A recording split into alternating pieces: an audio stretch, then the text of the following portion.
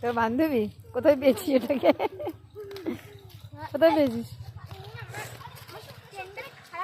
চালাও।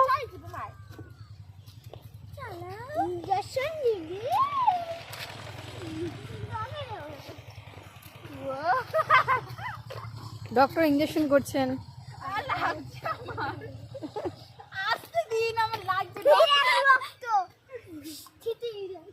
আমি তোকে দিচ্ছি রে। ডক্টর ইঞ্জেকশন দিচ্ছে।